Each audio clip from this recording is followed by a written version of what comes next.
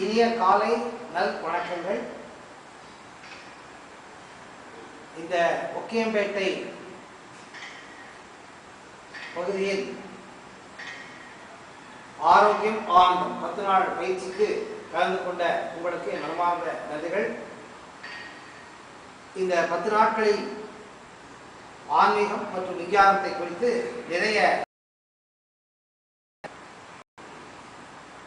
பாடங்கள் பயிற்சிகள் சொல்லிக் கொடுக்கப்பட்டது.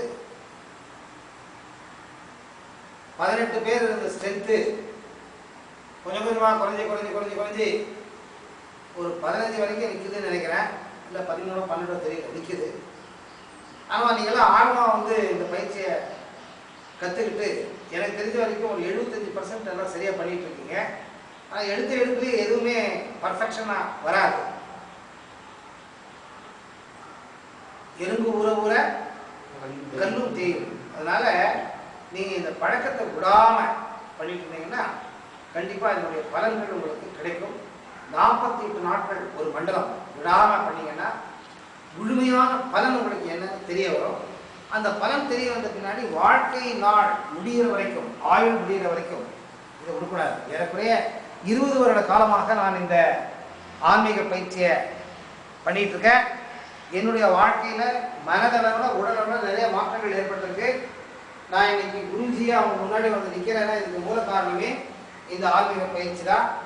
ஸோ அதனால் நீங்கள் இதை விடாமல் பண்ணீங்கன்னா கண்டிப்பாக அவங்க வாழ்க்கையில் நீங்கள் நினைத்ததை சாதிக்கலாம். அது நீங்கள் குற்றம் துணிந்த முனிவராக வாழப்போகிறவர்களோ இல்லை கல்யாணம் பண்ணிட்டு சம்சாரத்தில் இயற்கையான எல்லா சமூகத்தில் இருக்கிறவங்க மாதிரி வாழப்போகிறோம் எனக்கு தெரியாது. கண்டிப்பாக உங்களுக்கு அந்த நன்மை கிடைக்கும், 100% கிடைக்கும். நினைத்தது நடக்கும். நான் 100 தடவை ஒரு தடவைக்கு 100 தடவை சொல்கிறேன், நீங்கள் நினைச்சது கண்டிப்பாக நடக்கும். இப்போ இந்த 10 நாளில் நீங்கள் இந்த பயிற்சிக்கு வர்றப்ப உங்கள் நிலைமை என்ன இருந்தது? இந்த 8 நாள் பயிற்சி முடிந்த பின்னாடி ரொம்ப ஆற்றுறீங்க, உங்கள் அனுபவம் என்ன இருக்கு அப்படிங்கிறத பற்றி ஒரு 4 வார்த்தைகள் சொன்னீங்கன்னா, இந்த வீடியோ நான் யூடியூப்ல போட்டேன்னா இது உலக மக்களுக்கு எல்லா இடத்துலையும் 125 நாடுகளில் இருக்கிற தமிழர்கள் இந்த வீடியோவை பார்ப்பாங்க. கண்டிப்பாக உங்களுக்கு இந்த பலன் கிடைத்ததுன்னு அவங்களுக்கு தெரிஞ்சதுன்னா நீங்கள் பண்ணுற ஒரு தர்ம காரியம் புண்ணியம் அவங்க வாழ்க்கையில் அவங்க மாறுதல் அடைவதற்கு ஒரு அவகாசம் பண்ணி கொடுத்த மாதிரி இருக்கும். புகழ்ச்சியாக எதையுமே பேசாதீங்க. அதாவது குரு பேதம் பண்ணிப்பாரு அப்படிங்கிறதுக்காக எதையும் சொல்லாதீங்க. உண்மையாகவே ஏதாவது உங்கள் மனசில் உடலில் மாறுதல் ஏற்பட்டிருந்ததுன்னா தயவு பண்ணி ஒருத்தராக ஒரு 2 வார்த்தைகள் பேச சொல்லி நான் அழைக்கிறேன். நீங்கள் வாங்க.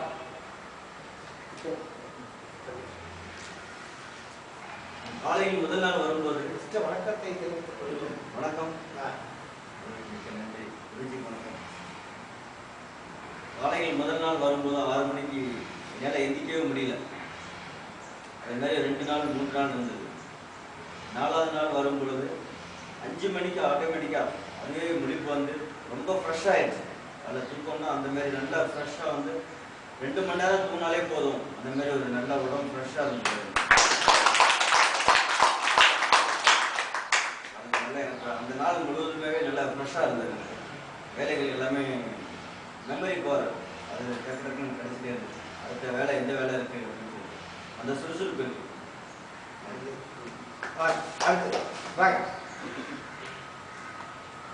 வணக்கம்.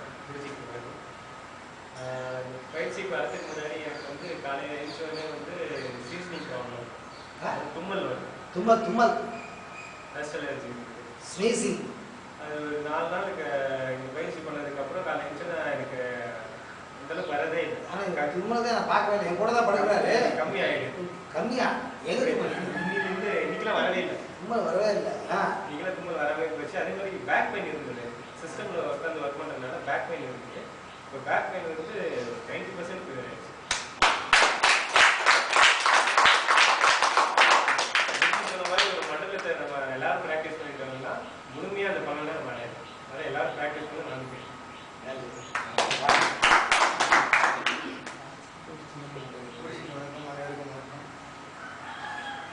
இந்த தியானத்துக்கு வரத்துக்கு முன்னாடியும் இப்பயும் எனக்கு நிறைய மாறுதல் தெரியுது.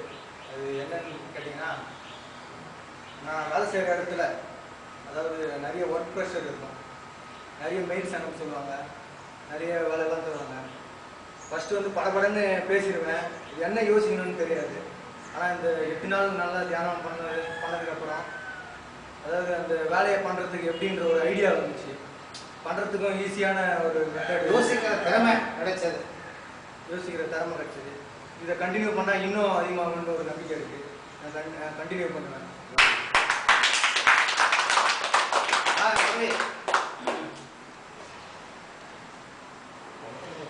இதுதான் அப்ரிஷியேட் பண்ணணும்.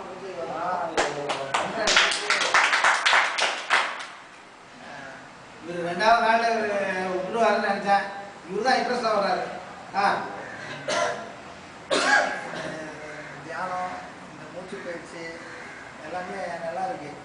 ஆனால் எனக்கு அதிகமாக வந்து இன்னும் அதோட நுணுக்கங்கள் தெரியல. இருந்தாலும் ஒரு தெளிவு இருக்குது. அதே போல் வேலையில் கொஞ்சம் கான்சன்ட்ரேஷன் கரெக்டாக இருக்குது, கொஞ்சம் சுறுசுறுப்பு இருக்குது. யார்கிட்டயா பேசணும்னா முன்னாடி யோசிச்சு பேசுவேன். இப்போலாம் தெளிவாக பேசணும் அப்படின்னு சொல்லி ஒரு மனசுலே தெரியுது. அப்புறம் அந்த தூக்கம் வந்து முன்னாடிலாம் கம்மியாக தான் இருக்கும். ஆனால் தூங்கவே மாட்டேன். 11 மணிக்கு தூங்கினாலும் பேசுவேன். இப்போலாம் எழுந்துக்கவே முடியல, அந்த அளவுக்கு தூக்கம். வேலையும் அதுக்கேற்ற போல இருக்குது.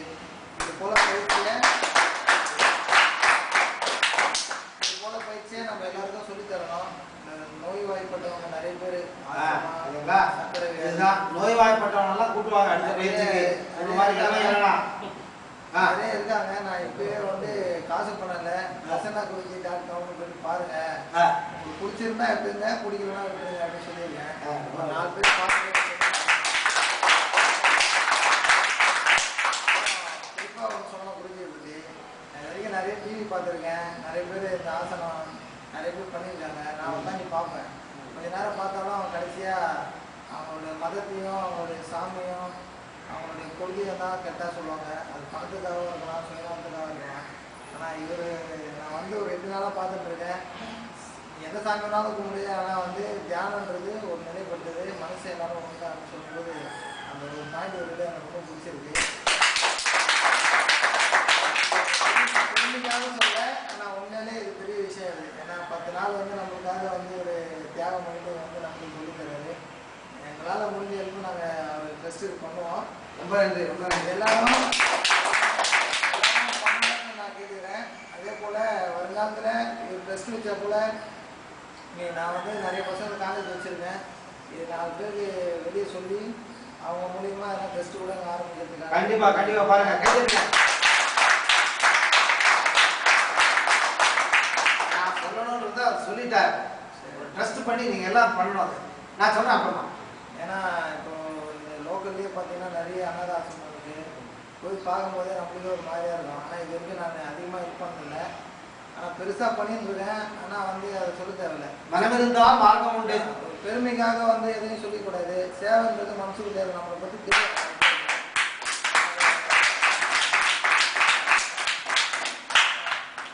தினமும் என்கிட்ட வந்து ரத்தம் கேட்பாங்க. எல்லா ஹாஸ்பிட்டல்லேருந்து எனக்கு ஃபோன் பண்ணி பிளட்டு கேட்பாங்க. அதை நான் என்னால் முடிஞ்சது ஏற்பாடு பண்ணி தருவேன்.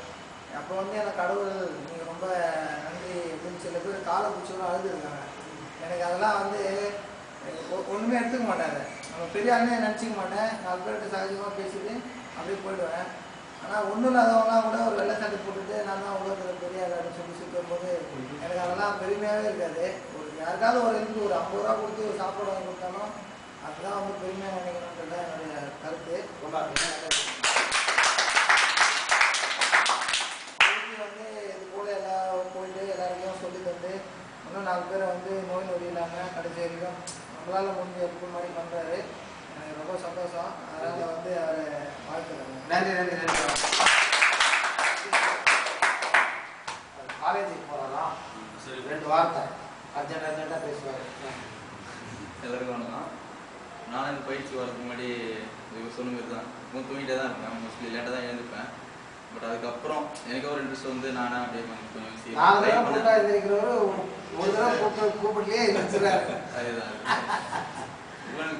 யாரையும் கூட அவ்வளோ செய்ய மாட்டேன். தூக்க மாட்டேன், இது பண்ணணும், தூங்கிட்டே தான் இருப்பேன். எப்படினாலும் இப்படியே எழுந்து வந்து லேட்டாக வந்தாலும் எழுந்து வந்துடுறேன். ஒரு மைண்டு கொஞ்சம் ஃப்ரெஷ்ஷாக இருக்கும். எனக்கு பண்ணதுலேருந்து கொஞ்சம் மைண்டு ஃப்ரெஷ்ஷாக இருக்குது. நன்றி.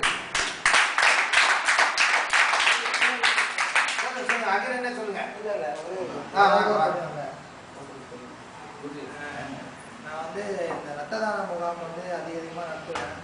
எல்லா ஊர்லேயும் வந்து எனக்கு ஃப்ரெண்டுலாம் என்னால் பெருசாலாம் பண்ண முடியாது. இது இப்போ இந்த வீடியோவில் போடும்போது எல்லோரும் எல்லா நாட்டிலையும் பார்ப்பாங்கன்னு வச்சுக்கோங்களேன். இப்போ சென்னையில் வராங்க, தமிழ்நாட்டில் வராங்க, ஒரு எமர்ஜென்சி ஹாஸ்பிட்டல் இருக்குது, எல்லா ஹாஸ்பிட்டலும் இருக்குது. எமர்ஜென்சியாக அவங்களுக்கு எது தேவைப்படுது அப்படின்னா நான் என் ஃபோன் நம்பர்லாம் இல்லை, வீடியோவில் குருஜியை கான்டாக்ட் பண்ணி சென்னையில் யாருக்காவது அவசரம் கண்டிப்பாக ஒரு உயிரை காப்பாற்றுறதுக்காக என்னால் கொஞ்சம் சேவை. ஒரு நிமிஷம் நானே சொல்ல போறேன். உங்களை முன்னாடி வச்சு சம்பரதானா சேரிட்டபிள் ட்ரஸ்டினுடைய பிரான்ச் ஒன்று இந்த ஊர்ல ஓபன் ஆகி அது ஒகேம்பேட்டை இந்த பிளேஸ்ல ரெஜிஸ்டர் ஆகி அதுக்கு மூலம் நீங்க இங்க இருக்கிறவங்க எல்லாம் சேர்ந்து என்னுடைய முழு ஆதரவு எப்பவுமே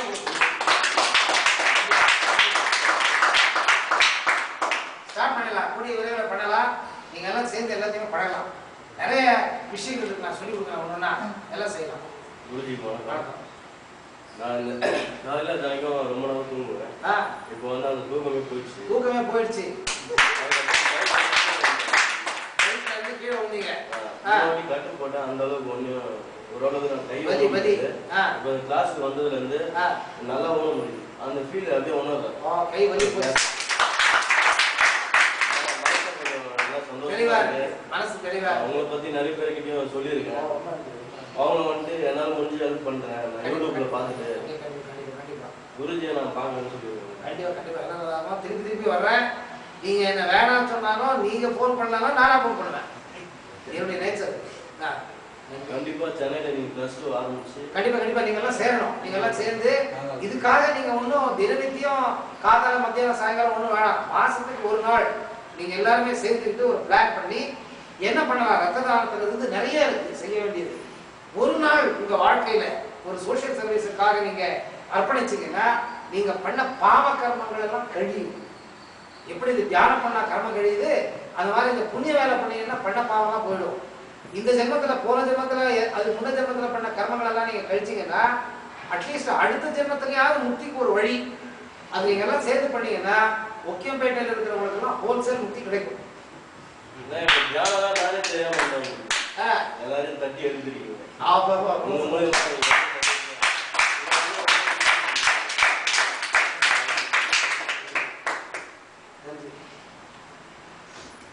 வணக்கம், எல்லாருக்கும் வணக்கம். என் பேர் சீதாராமன். டெல்லி தான் எனக்கு இன்ட்ரடியூஸ் பண்ணிவிட்டேன். குருஜி வந்து நான் ரொம்ப நாளாக நான் மரத்துல இருந்து ஒரு வாட்டி கீழே விழுந்துட்டு இடுப்பு வலி எப்பயாச்சும் வரும் அடிக்கடி. இப்போ வந்ததுன்னா இப்போ இந்த கிளாஸுக்கு வந்து இப்போ கொஞ்ச நாளாக பார்க்குறேன் இந்த இடுப்பு வலி வர்றதில்லை. தூக்கம் வராது, கொஞ்சம் சீக்கிரமாக எழுந்திருக்க முடியாது. இப்போ வந்து தூக்கம் நல்லா தூக்கம் வருது, நல்லா விழிப்பாகும். ஆகுது. ஸோ அதுக்கு நான் புரிச்சு அடுத்து வணக்கம். வணக்கம். என் பேர் வந்து கசமுத்து. நிதானமா சொல்லுங்க பேரை. கசமுத்து. நான் வந்து திருநெல்வேலி. நான் வந்து சசி சொல்லி கேள்விப்பட்டு தான் வந்து ஃபர்ஸ்ட் வரணும்னு நினைச்சது. வந்ததுக்கப்புறம் வந்து தியானத்தை பற்றி ஃபர்ஸ்ட் கொஞ்சம் லேசாக கேள்விப்பட்டிருக்கேன். ஆனால் ரொம்ப பெருசாக ஒன்று தெரியாது. இருந்தாலும் ஃபர்ஸ்ட் கிளாஸுக்கு வரும்போது வந்து தியானம்னா ஃபுல்லாக வந்து அப்படியே யோசிச்சாங்க. அப்புறம் வந்ததுக்கப்புறம் வந்து அதில் எக்ஸசைஸ் இருக்குது, அப்புறம் மூச்சு பயிற்சி இருக்கு, இதெல்லாம் பண்ணிட்டு அதுக்கப்புறம் தான் நம்ம தியானமே பண்ணணுன்றது இங்கே வந்ததுக்கப்புறம் தான் தெரிஞ்சுது. அது வந்து இப்போ அந்த 8 நாள் பண்ணதுலேருந்தே வந்து ஒரு மைண்ட் ரிலாக்ஸ் ஆகுது. அது மாதிரி ஏதாவது யோசிச்சுன்னா கூட அதை தனியாக யோசிக்க முடியுது. அதே மாதிரி வந்து ஒருத்தர் எப்படி பேசுறது, அடுத்தது எப்படி பழகிறது, கூட இருக்கிறவங்க எப்படி பேசுறது, இதெல்லாம் வந்து இங்கே வந்து நல்லா கற்றுக்கிட்டேன். இதை வந்து நல்லா இன்னும் கண்டினியூ பண்ணி அப்படின்னு கொஞ்சம் டெவலப் பண்ணோம். அவர் வந்து குருஜி எனர்ஜி லெவல் வந்து முன்னாடி இருந்து இப்போ நல்லா சூப்பராக இருக்குது. ஆனால் குருஜி வந்து இன்னும் நிறைய கிளாஸுக்கு வந்து நாங்களே கூப்பிடுவாங்க. குருஜி ஃப்ரீயாக இருக்கணும், கண்டிப்பாக அங்கே வரணும். கண்டிப்பாக எங்களுக்கு கிளாஸ் கற்றுக்கணும். கூப்பிட்ற மாதிரி நானே பண்ணுவேன். அடிக்கடி ஃபோன் பண்ணி உங்களை பேஜார் பண்ணி கூட வச்சுருவேன்.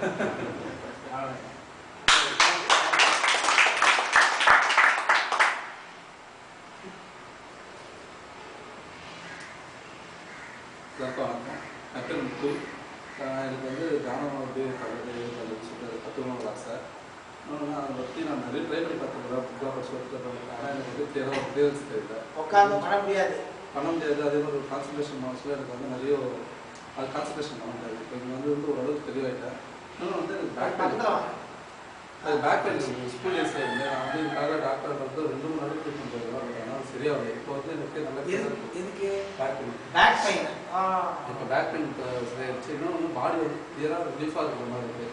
ஆனால் நான் நைட் ஷிஃப்ட் செய்யறதுனால எப்பவுமே வந்து ஒரு மாதிரி பாடி வந்து ஒரு மாதிரி டைட்டாக இருக்கிற மாதிரி இருக்கும். தூங்கினா இருந்தாலும் சரி ஒரு ஃப்ரீனஸ் இருக்காது. ஆனால் இப்போ வந்து பாடி நல்லா ஃப்ரீயாக இருக்கிற மாதிரி ஒரு ஃபீலிங்ஸ் இருக்குது. அதனால் தூங்கி இருந்தாலும் நல்லா கிளியராக இருக்குது. திருப்பி தூங்க ஒரு எண்ணம் வர மாட்டேங்குது. ரொம்ப நன்றி.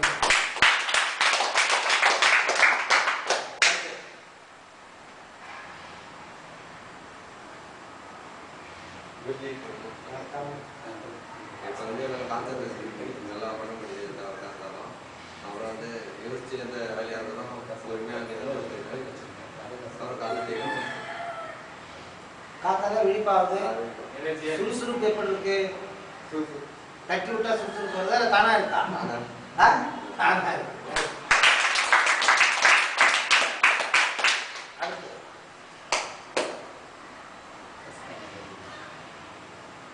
எல்லாருக்கும் வணக்கம். குருஜி என் பேர் முரளி. எனக்கு ஃபஸ்ட்டு மெடிடேஷனில் வந்து ரொம்ப இன்வால்வ்மெண்ட் எதுவுமே கிடையாது. சுத்தமாக மெடிடேஷன்னா யோகா கிளாஸஸில் நிறைய வந்து டிவியில் வந்து ஃபுல்லாகவே டிபெண்ட் பண்ணி என்னன்னா மீடியாவில் க்ரியேட் பண்ணி வச்சுருக்கிறது வந்து நம்ம இந்த மாதிரி காலை எப்படி தூக்கி சொன்னோம் அந்த மாதிரி போகணுன்னு ஒரு லென்த்தாக மீடியாவில் க்ரியேட் பண்ணிட்டதுனால so most of the peoples வந்து எல்லாருமே இன்ட்ரெஸ்டே கிடையாது. இந்த மாதிரி யோகானாலே இந்த மாதிரி அவங்க இப்படி அந்த மாதிரி எக்ஸசைஸ்லேயே வந்து போகிறதுனால டிவியில் பார்க்கறதுனால யாருக்கும் மக்களுக்கு இன்ட்ரெஸ்ட் இல்லை. நானும் அந்த மாதிரி தான் ஒரு இன்வால்மெண்ட்டில் என்ன நினச்சா சரி யோகா கிளாஸ் மாதிரி தான் இருக்கும், என் காலம் வந்து இப்படி தூக்கி போகணும் அந்த மாதிரி ஒரு ஸ்ட்ரெஸ்ஸாகவே இருக்கும் போல, அங்கேயும் அதே மாதிரி தான் இருக்கும் அப்படின்ற ஒரு ஐடியாவில் எனக்கும் இன்ட்ரெஸ்ட்.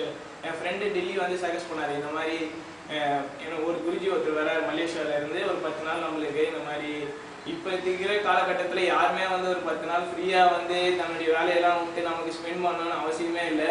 ஆனால் நம்மளுக்கும் மெடிடேஷனை பற்றி ஒரு இன்வால்மெண்ட் வரணுன்றதுக்கோசம் ஒருத்தர் அங்கேருந்து வந்து ஸ்பெண்ட் பண்ணுறாருன்னா நம்ம அதை யூட்டிலைஸ் பண்ணிக்கணும்னு எல்லாருக்கிட்டையும் நான் கேட்டுக்கிறேன். ஸோ இவ்வளோ நாள் நம்மளுக்கு ஒரு 8 நாள் யாருமே வந்து இந்த மாதிரி நம்ம வெஜிடபிள்ஸ் பற்றி கிளியராக தெரிஞ்சிருக்காது. நம்மளுக்கு வெஜிடபிள்ஸ் பற்றி என்னென்ன வெஜிடபிள்ஸ் நம்ம சாப்பிடணும் ஃப்ரெஷ்ஷான்றது ஒரு இன்ஃபர்மேஷன் நம்மளுக்கு கொடுத்துருக்காரு. இதுவரையும் நம்ம லைஃப்பில் யாருமே சாப்பிட்டுக்க மாட்டேன் அந்த மாதிரி லைவான ஒரு ஃபுட்ஸை. ஸோ அதெல்லாம் யூட்டிலைஸ் பண்ணிக்கிறது நம்ம வந்து சமைக்காத உணவுன்னு சொல்லுங்க தமிழில், தூய தமிழ்.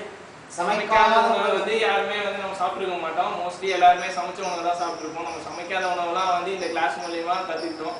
நிறைய வந்து எல்லாருமே வந்து குருஜி வந்து ஒரு நேற்று கிளாஸில் சொன்னார் ஆஃபீஸ் பற்றி, ஃபேமிலி பற்றி நிறைய விஷயத்த. முன்னாடி எல்லாருமே ஆஃபீஸ்லேயும் வந்து நம்ம யார் மேனேஜர் யார் இது பண்ணாலும் நம்ம வந்து ஒரு டென்ஷனாகவே ஒரு பரபரப்பாகவே இருக்கும். இப்போத்தி குருஜி கிட்ட வந்து கற்றுக்கிற விஷயத்தை படி நம்ம என்னன்னா இப்போ ஒரு அவங்க சொன்னாங்கன்னா அதை வந்து அட்ஜஸ்ட் பண்ணிட்டு நம்ம வந்து யாரையுமே எதிர்த்து பேசக்கூடாது. நம்ம கிரிட்டிசைஸ் பண்ணிட்டு நம்ம வேலையை நம்மளை கரெக்டாக போகணும். நம்ம வேலையை முடிச்சா கூட அடுத்தவங்க கிட்ட போயிட்டு அடுத்த வேலையை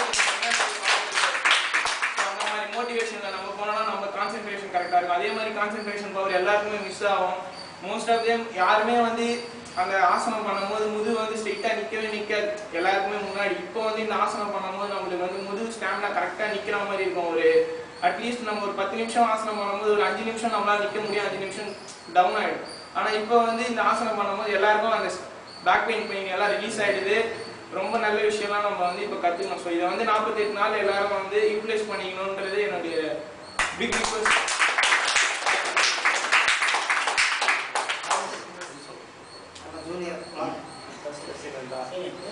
சத்யானந்தா குருஜி.